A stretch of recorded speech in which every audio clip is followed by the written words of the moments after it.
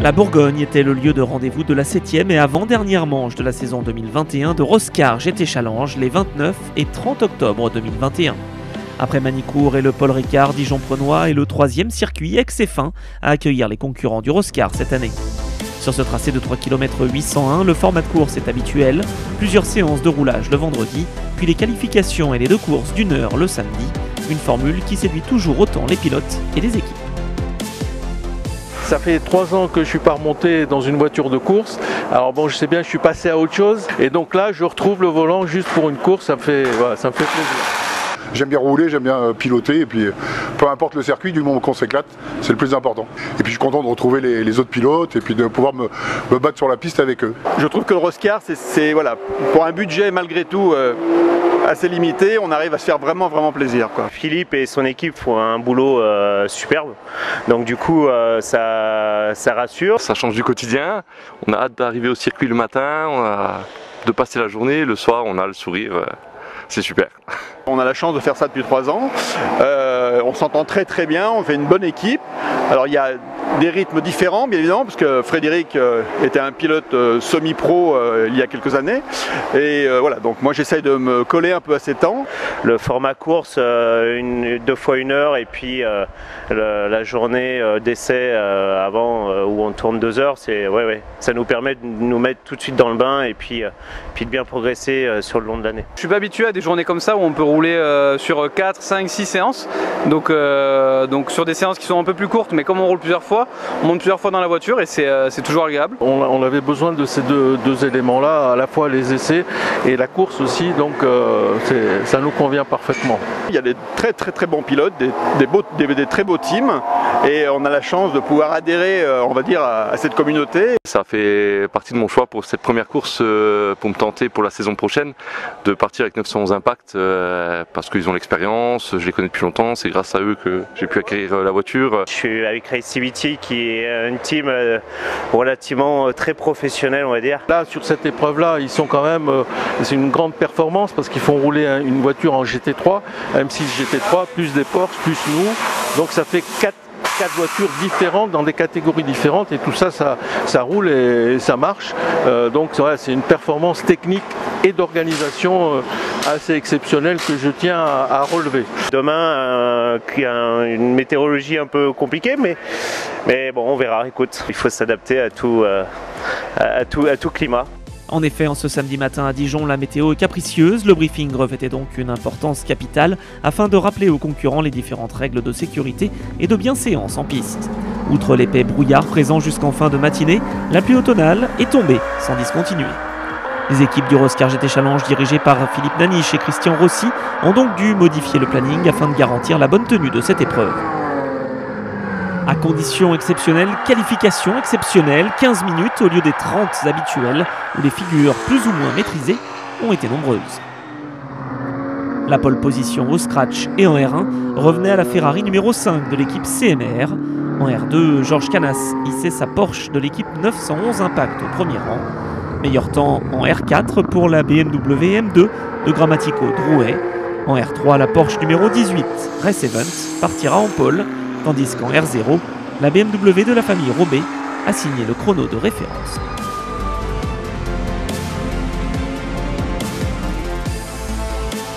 Après des qualifications compliquées, les pilotes sont prêts à s'affronter lors de cette première course du week-end, toujours sur une piste très humide.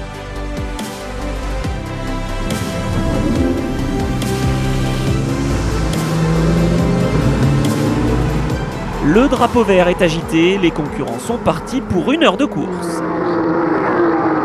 Si la Ferrari numéro 5 d'Alexis Berthet conservait les commandes au départ, la Porsche numéro 10 de Jos Janssen, vainqueur de la dernière course en date au Mans, trouvait l'ouverture en bout de ligne droite.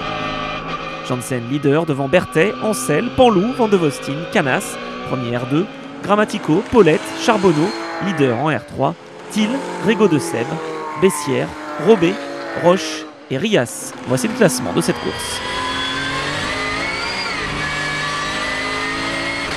Vous l'avez vu, les conditions sont toujours très piégeuses. Les pilotes doivent se méfier pour ne pas partir à la faute. Le leader du championnat Yann Panlou à bord de la Porsche numéro 7 a du mal à trouver l'adhérence en ce début de course. Il voit Karl Van de Vostine revenir sur lui puis le dépasser à la sortie de la courbe de Poisse. En tête, Janssen est comme un poisson dans l'eau. Il est suivi comme son ombre par Alexis Berthet sur la Ferrari numéro 5. Pour la troisième position, la lutte fait rage entre les Porsche numéro 33 et 35 de Frédéric Ancel et Karl van der Vosstin. Double duel sur la piste bourguignonne puisque Berthet revient sur Janssen avant de prendre l'avantage au 8e tour. Le top 5 est donc le suivant, Berthet devant Janssen, van der Vosstin, Ancel et Panlou. En R2, Georges Canas mène devant Damien Roche et Jérôme Thiel qui effectue sa première course en Roscar. Malheureusement, dans ces conditions d'adhérence précaires, il est facile de se faire piéger. Sorties de pistes successives au même endroit pour la Porsche numéro 40 de Frédéric Bessières ainsi que pour la BMW M6 GT3 numéro 14 de Franck Robet. La voiture de sécurité entre en piste tandis que les concurrents profitent de l'ouverture de la fenêtre d'arrêt lors de cette neutralisation pour effectuer le traditionnel changement de pilote. Vous le savez, un temps minimal d'1 minute 50 est à respecter pour une question d'équité. Attention à ne pas être trop pressé pour ressortir de la voie des stands. Damien Roche passe le relais à Julien Poncelet à bord de la Porsche numéro 22, deuxième en R2. Karl van der Vosstin laisse sa place à Michel Mitieuse dans la Porsche numéro 35, tandis que la relance est effectuée au tour numéro 16.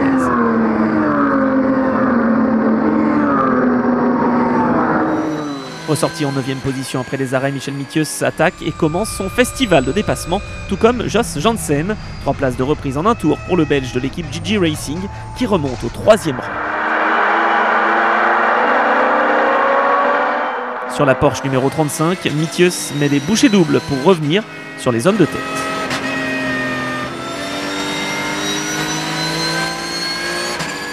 Habituellement associé à Olivier Favre, Yann Panlou va finalement effectuer l'intégralité de cette première course. Le pilote de B-Autosport est à la lutte pour la victoire avec la Ferrari numéro 5 de Patrick Michelier qu'il dépasse avant le double gauche de la bretelle. Les deux leaders du championnat vont devoir se méfier du retour de la Porsche numéro 10 de Janssen. En R4, Drouet et Grammatico se dirigent vers la victoire sur leur BMW, tandis qu'en R2, la lutte est intense entre les Porsche numéro 28 et 22. Retour avec Jos Janssen, le Belge est surmotivé dans ces conditions et revient comme un boulet de canon sur les leaders. Michelier et Panlou s'expliquent et c'est un nouveau changement pour la première place entre la Porsche numéro 7 et la Ferrari numéro 5. Malheureusement, cette lutte ne sera pas arbitrée par Michel Mitieuse qui doit repasser par la voie des stands pour effectuer un stop and go de 2 secondes, son temps d'arrêt ayant été de seulement 1 minute 48 contre les 1 minute 50 réglementaires. Tout est à refaire pour le plus fidèle participant au Roscar puisqu'il était déjà présent pour la première en 2003. Belle attaque pendant ce temps de Julien Poncelet qui se défait de Pascal Gibon pour le gain de la 7e place. Charbonneau et Incorvaya sont eux larges leaders en R3 devant Régis Rigaud de Seb. À moins de 5 minutes de la fin de cette première course, rien n'est fait pour la victoire. Patrick Michelier est en tête mais Jos Janssen reprend plusieurs dixièmes par tour. Quelle attaque de la part du pilote GG Racing qui s'empare des commandes de l'épreuve à 2 tours de l'arrivée et qui va filer vers sa 2e victoire consécutive. Janssen décroche donc une 2e victoire de rang devant Michelier, Berthet et Panlou. Belle remontée de Michel Mitieuse qui termine 5e devant la Porsche numéro 22 de Damien Roche et Julien Poncelet, victorieux en R2. Je remercie les 2B parce que j'ai un moteur fantastique. Et après ouais, ça a été... Non, c'est très compliqué avec la pluie et tout. Là, quand on voit pas grand chose, c'est un peu compliqué. Je me voyais un petit peu plus mal que ça à l'arrivée et effectivement on a réussi à remonter 6e. Les conditions étaient vraiment pas faciles en termes de visibilité déjà et puis les rigoles d'eau ici parce qu'il y a beaucoup de dénivelé donc c'est vrai qu'il y a des grosses zones en fait où ça patine très fort. On était un petit peu usé en plus en pneumatique, on n'était pas parti en pneu neuf. Finalement la remontée n'était pas si mal que ça donc on va être mieux en course 2 puisqu'on va partir moins loin. En Roscar, ce challenge multimarque labellisé FFSA, l'objectif est de se faire plaisir tout en progressant, d'où la présence régulière de plusieurs pilotes, coachs. On a la chance d'avoir un coach Christopher, qui est vraiment un gars super, qui nous permet donc de pouvoir rouler en toute confiance, augmenter le rythme tout au fur et à mesure de la journée. Les sessions passent vite à plusieurs pilotes, donc c'est de gagner du temps sur tous les repères. Ça peut être les repères de frein, point de braquage, point de corde, point de sortie, les vitesses de passage, le feeling avec la voiture, les pneumatiques, etc. André il se débrouille très bien, il a beaucoup d'expérience donc j'ai plus grand chose à lui apprendre, mais voilà c'est ça en fait, on discute bien tous les deux, on travaille bien donc je lui apporte mes petites connaissances techniques de pilotage et lui me raconte des anecdotes sur le passé donc c'est chouette. Je suis très content, il prend bien soin de moi, il m'explique bien les choses donc ça va, tout se passe bien. Moi je monte beaucoup en voiture avec eux parce qu'on leur donne l'info à l'instant T et il n'y a rien de mieux pour progresser que de comprendre sur le moment, de leur expliquer sur le moment et je sens la voiture et ce qu'elle fait en même temps qu'eux donc je peux vraiment tout leur expliquer. expliquer. C'est quand même vraiment malgré tout un très bel entraînement et c'est pour moi indispensable pour pouvoir justement progresser en toute sécurité voilà, tout au long de la journée et tout au long bien évidemment du Roscar. Le but c'est eux déjà qui prennent du plaisir et puis qui fassent des bons résultats parce que le plaisir passe aussi par les résultats. Il est quasiment 16h30, les équipes et les pilotes sont prêts pour cette seconde course d'une heure dans des conditions de piste toujours aussi compliquées. Les pneus Pirelli pluie sont montés sur les voitures, les concurrents vont pouvoir s'élancer. Avec un ordre de départ basé sur les résultats de la première course, Josh Janssen s'élance en pole devant le duo Michelier-Berthet. Troisième place pour Yann Panlou et Romain Favre, le fils d'Olivier, qui va faire ses premiers tours de roue sous la pluie. En ce début de course, il faut rester vigilant. C'est le cas de Patrick Michelier qui profite d'une légère erreur de Janssen pour s'emparer de la première position. Yann Panlou sait qu'il doit attaquer pour ne pas perdre trop de points au championnat. C'est justement ce qu'il fait puisqu'il dépasse Janssen pour le gain de la deuxième position. Julien Poncelet est également à l'attaque avec sa Porsche 991 Cup. Engagé en R2, il est désormais troisième derrière Michelier. Panlou a profité de ces conditions piégeuses pour s'emparer des commandes de la course dès le troisième tour. Au début d'épreuve également pour Michel Mithius, puisqu'il pointe au 4e rang, juste devant Josh Janssen. Dans le peloton, la lutte fait rage entre la BMW M2 de Grammatico Drouet, leader en R4, et la Porsche numéro 28 de Canas, deuxième en R2, juste devant Jérôme Thiel et sa 991 Cup numéro 53. Oh, alors que c'est la sortie de route pour Janssen dans la courbe de Poisse. Incapable de repartir par ses propres moyens et situé dans un endroit ultra dangereux, le Belge est évacué par les commissaires et doit malheureusement mettre pied à terre. La course continue et l'affrontement entre les 4 premiers bat son plein. Mithius est déchaîné dans cette seconde course. Il fait l'intérieur à la Ferrari de Michelier à l'épingle et s'empare de la 3e place au 13e tour. Mais il ne va pas s'arrêter là. Le pilote 911 Impact revient puis dépasse Julien Poncelet. Il est donc deuxième et il a Yann Panlou en ligne de mire.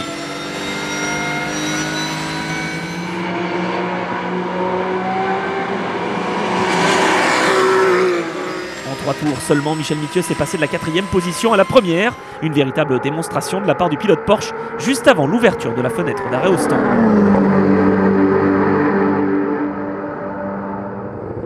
La Ferrari numéro 5 est la première à s'engouffrer dans la voie des stands, suivie de la Porsche numéro 7, puis du reste des concurrents. Un tour plus tard, les leaders sont également au stand. Carl Van de Vostin succède à Michel Mithius au volant de la Porsche numéro 35. 4e en ressortant des stands, Julien Poncelet est dans les roues de son adversaire Georges Canas et s'empare rapidement de la première place en R2.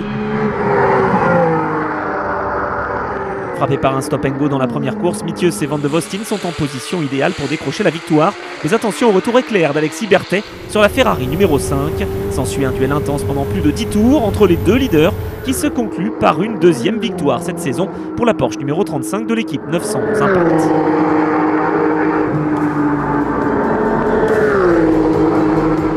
Au cumul des deux courses, c'est toutefois la Ferrari numéro 5 de l'équipe CMR qui s'impose et fait une excellente opération au classement général face à la Porsche numéro 7 de l'équipe de B Autosport.